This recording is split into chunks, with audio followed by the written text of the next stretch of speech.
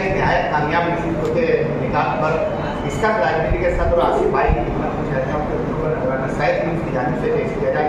मजीद Siddiqui sir जातों में चाहता हूँ कि आसिफ भाई हमारे आलमगीर साहब के मदद के विषय नज़र में चलो राय रखा अपना छुपा बना दीवार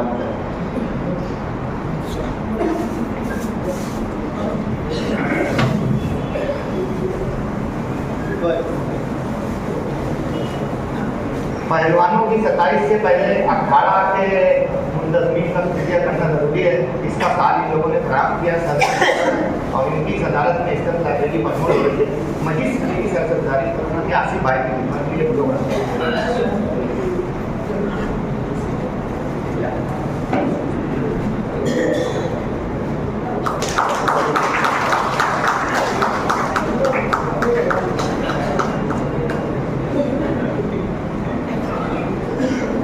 ज़हीर कुर्सी साहब जिनका निगान मालेगांव के सदर हैं, बचपन से हम लोग उनको सुन रहे हैं, उसके मुस्तफिद हो रहे हैं।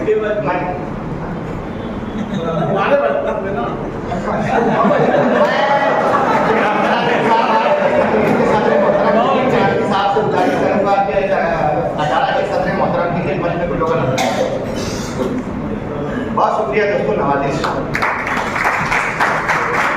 बहुत बहुत शुक्रिया मंजूर अकबर साहब।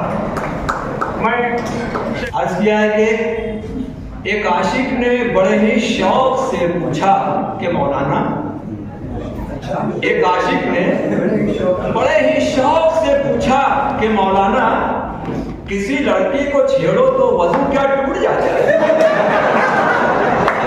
एक आशिक ने बड़े ही शौक से पूछा कि मौलाना किसी लड़की को छेड़ो तो वजू क्या टूट जाता है? वो बोले लातों घूसों से पजीराई जब होती है, वो बोले लातों घूसों से पजीराई जब होती है, वजू के साथ आशिक भी सरापा टूट जाता है। वजू के साथ आशिक भी सरापा टूट जाता है। और एक कथा और देखिएगा, अर्ज किया है कि पूछा बहू ने सास से बर्तन ये कैसे टूटा? पूछा बहू से सास ने बर्तन ये कैसे टूटा? बोली कि रात उनसे कल झगड़ा हो गया था। बोले कि रात उनसे कल झगड़ा हो गया था। कमरे में जाके पूछा टूटी पलंग ये कैसे? कमरे में जाके पूछा टूटी पलंग ये कैसे? बोली के बाद में फिर समझौता हो गया।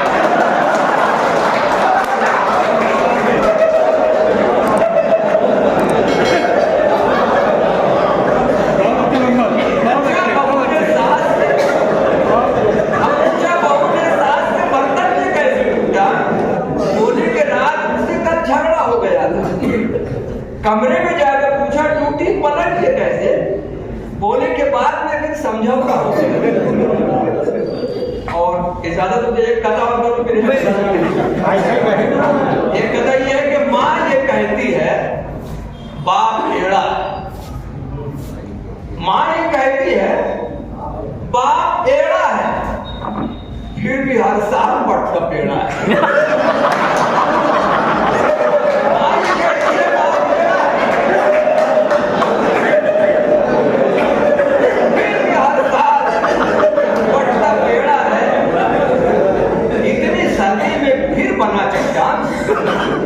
इतनी सर्दी में फिर बना चट्टान, तूने क्या फिर किसी को छेड़ा? तूने क्या फिर किसी को छेड़ा? थे के अशार देखिएगा। हजर जो है रंजिश ही सही दिल ही दुखाने के लिए आप इस शहर में और किसी जमीन पे है कि रंजिश ही सही दिल ही दुखाने के लिए आप फिर से मुझे छोड़ कर जाने के लिए बड़ी मजबूर तो मतलब देखिएगा, अर्ज किया है कि सर्दी है बड़ी होली जलाने के लिए आप, सर्दी है बड़ी होली जलाने के लिए आप, आज तू भी जरा आग लगाने के लिए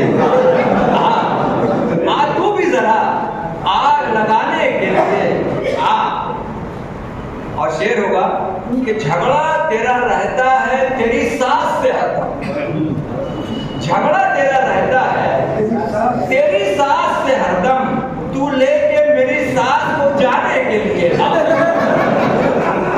झगड़ा तेरा रहता है तेरी सास से हरदम, तू लेके मेरी सास को जाने के लिए आ। और शेर होगा कि गुस्से में तेरा बाप तुझे ले गया घर से, गुस्से में तेरा बाप तुझे ले गया घर से, पंचों में तू अब नाक कटाने के लिए आ। और शेर होगा कि जो होश है खो बैठा तेरे इश्क में अपना, जो होश है खो बैठा तेरे इश्क में अपना, उसको जरा झूठाई सुंघाने के लिए आ। मैं हिंदी फिल्म का हीरो हूँ, मेरा काम इश्क फरमाना, हंसना रोना आहें भरना और बात बात पर गाना,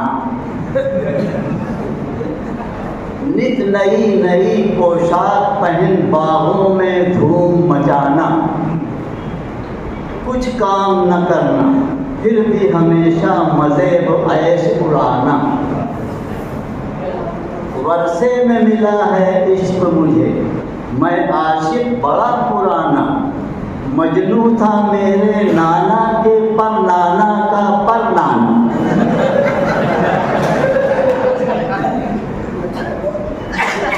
मैं हिंदी फिल्म का हीरो हूँ, मेरा काम इश्क फरमाना, हंसना रोना आहें भरना और बात बात पर गाना, नित नई नई पोशाक पहन बाहों में धूम मचाना, कुछ काम न करना फिर भी हमेशा मज़े व ऐश उड़ाना, वर्षे में मिला है इश्क मुझे, मैं आशिक बड़ा पुराना, मजनू था मेरे नाना के पर नाना का पर नाना।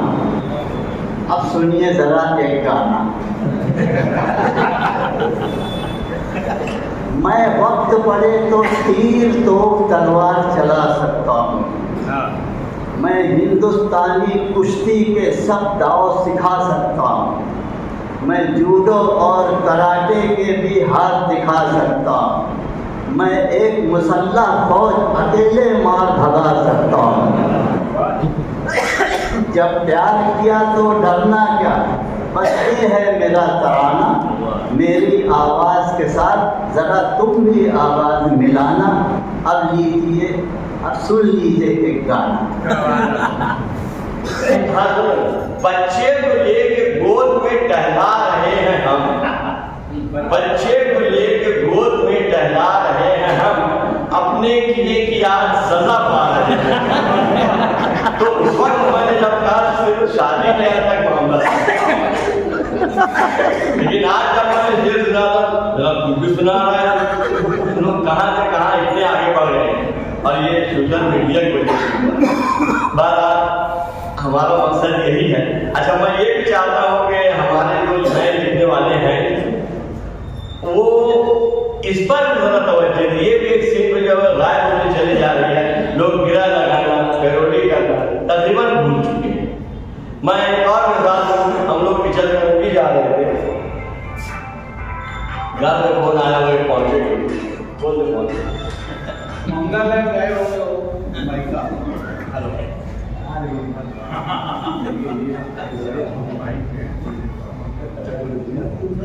तो उस वक्त क्या हुआ, बहुत अच्छा मंजर है पूरा से चल कर ली जाने वाला सड़क का, आप लोग रोड बाय रोड गए तो देखे होंगे, बहुत खूबसूरत मंजर। मैं सब मंजर देख रहा था, हमारे दोनों साथी जिनकी बीवियां भी साथ में थी, सब ट्रैफिक गाड़ी से जा रहे थे, तो एक ने कहा कि बहुत अच्छा मंजर है, बहुत अच्छा था, मुझे एक शेर सुनाऊं। तो अस्ताद नजूम का एक मिसरा था, उस पर मैंने एक मिसरा लगा के वो शेर सुना दिया। वो ऐसा था कि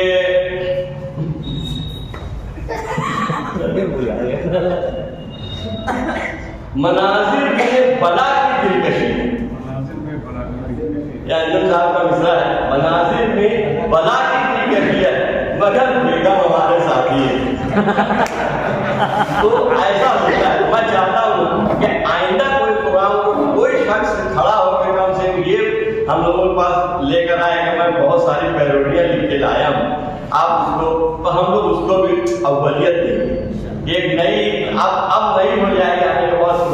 चीज़ है, लोग उस पर नहीं बहुत इस पर तवज्जो देते थे, अब नहीं देते। हालांकि ऐसी चीज़ है कि अच्छा खासा संजीदा मिसरा जो है वो लुत्फ दोबारा कर देता है।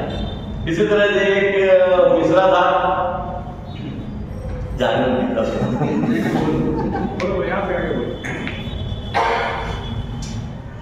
वो भी अंजुम साहब का मिसरा है। तुम अपनी जुल्फों में रात बांधो, शहर की खातिर दुआ करो। ये मिसरा था उनका, तो उसका आधा मिसरा मैंने दे दिया। चलो के बीते दिनों की जानिब इसी तरह एक निगाह कर लो, चलो के बीते दिनों की जानिब इसी तरह एक निगाह कर ले। तुम अपनी जुल्फों में रात बांधो, हम अपनी दाढ़ी सियाह कर ले। तुम अपनी जुल्फों में रात बांधो, हम अपनी दाढ़ी सियाह कर ले। हंसना हंसाना भी जो है वो फितरी की बिल्लत है, लेकिन इसका मौका नहीं मिलता। लेकिन आज इसकी ज़रूरत को महसूस करते हुए ये मजलिस, जिसको हमने नशिस्त नहीं लिखा, तंज मज़ा की नशिस्त नहीं लिखा, उसको नाम दिया है महफिल, जिसका मूड लम्हा लम्हा बदलता रहे। जैसा जैसा लम्हा लम्हा इस्तेमाल करेंगे हम, बिल्कुल।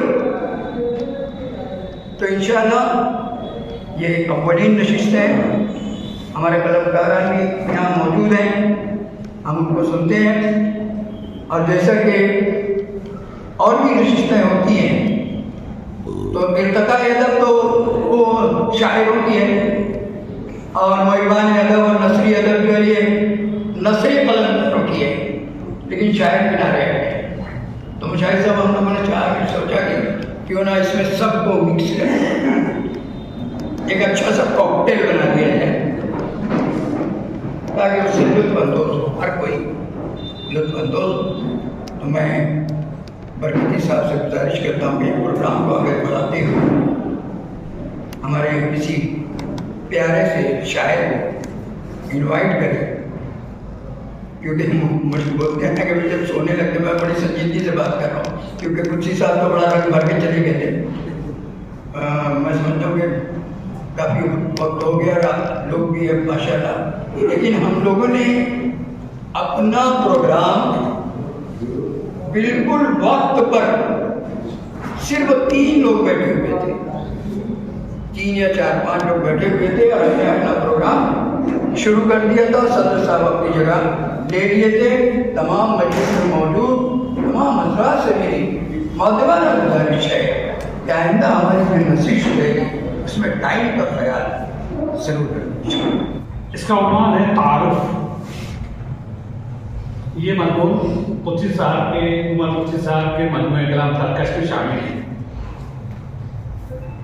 तारुफ इस्माइल अकबर मुदीर अकबर टाइम मालेगांव। कुद्सी साहब का इंतकाल, कुद्सी साहब का इंतकाल भरपूर बुढ़ापे में हुआ। वो एक अजीम इंसान थे, ऐसे अजीम कि उनकी मिसाल दूर दूर तक नहीं मिलती। उनका शुमार ऐसे मरहूमिन में होता है जिनकी जुदाई पर अहले कलम ये लिखना सुन्नत समझते हैं कि मरहूम की मौत बड़ी बेवक्त हुई और उनकी मौत से अदब को बड़ा नुकसान पहुंचा। लेकिन ईमान की बात यह है कि कुद्सी साहब की मौत वक्त की पाबंदी की एक बेमिसाल मिसाल है। आपने ठीक उसी वक्त इंतकाल किया, आपने ठीक उसी वक्त इंतकाल किया जिस वक्त अल्लाह को मंजूर था।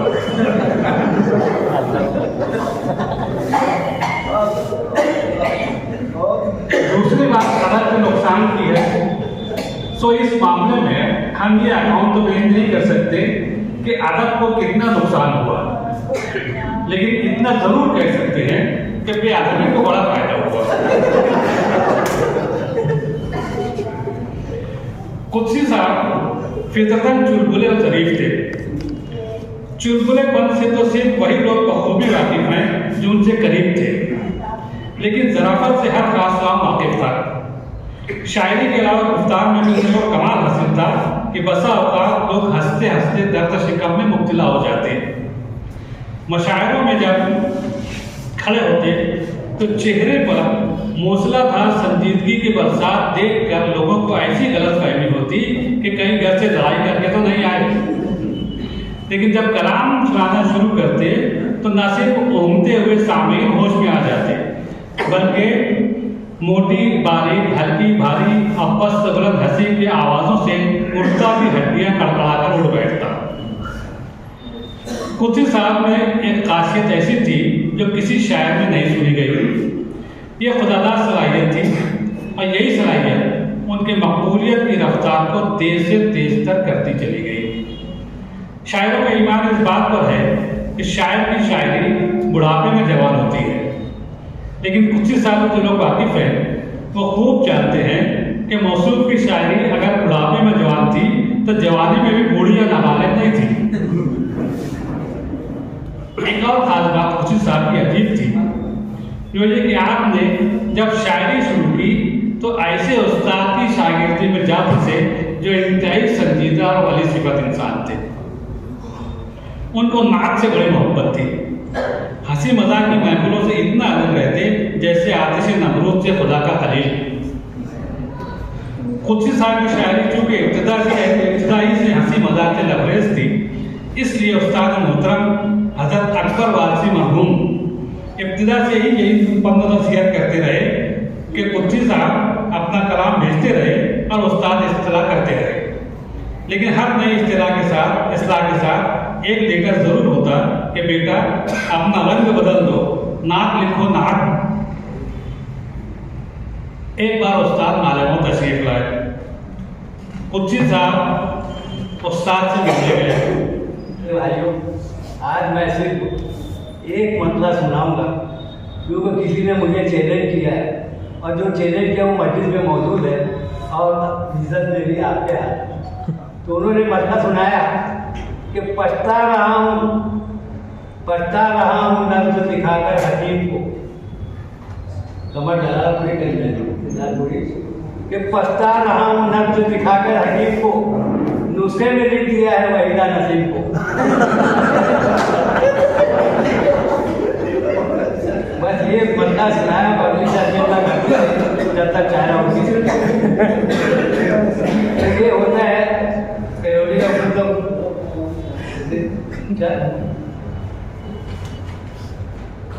नहीं अटक जाऊँ तो हमारा नजर कमजोर हो गई बहुत। हाँ थोड़ा पढ़ देते। नया साल शुरू हो गया है, नए साल पे 2-3 शेर पेश कर रहा हूँ। देखिए, नेताओं को बस धूल चटाने के लिए नेताओं को बस धूल चटाने के लिए चमचों को नए ख्वाब दिखाने के लिए चमचों को नए ख्वाब दिखाने के लिए और गुजरे हुए सालों की तरह अब के बरस भी, गुजरे हुए सालों की तरह अब के बरस भी क्या तुझमें नया है ये बताने के लिए क्या तुझमें नया है ये बताने के लिए और चोरी कहीं डाका कहीं रिश्वत कहीं घपला, चोरी कहीं डाका कहीं रिश्वत कहीं घपला, इन पर भी कभी रोक लगाने के लिए इन पर भी कभी रोक लगाने के लिए हर साल तू आएगा यही तुझसे कहेंगे, हर साल तू आएगा यही तुझसे कहेंगे, महंगाई का कुछ दर तो महंगाई का कुछ दर तो घटाने के लिए महंगाई का कुछ दर तो घटाने के लिए और एक मतलब 2-3 शेर और लिखिए कि वो अपने आप को एक कीमती गौहर समझती है, वो अपने आप को एक कीमती गौहर समझती है जोधाबाई लेकिन खुद को वो अकबर समझती है जोधाबाई लेकिन खुद को वो अकबर समझती है।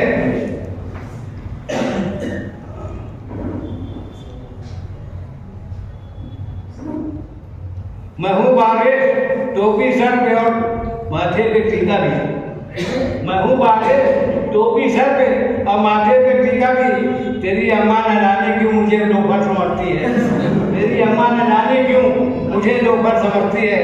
और 4 मिसरे देखिए कि गोरी के साथ और ना काली बना के साथ, गोरी के साथ और ना काली बना के साथ नूरुल हुदा का आप गए नूरुल निसा के साथ, नूरुल हुदा का आप गए नूरुल निसा के साथ। अब खाऊंगा खूब जम के वलीमा में देखना, खाऊंगा खूब जम के वलीमा में देखना। बिन दावती घुसूंगा मैं जुम्मन चचा के साथ, बिन दावती घुसूंगा मैं जुम्मन चचा के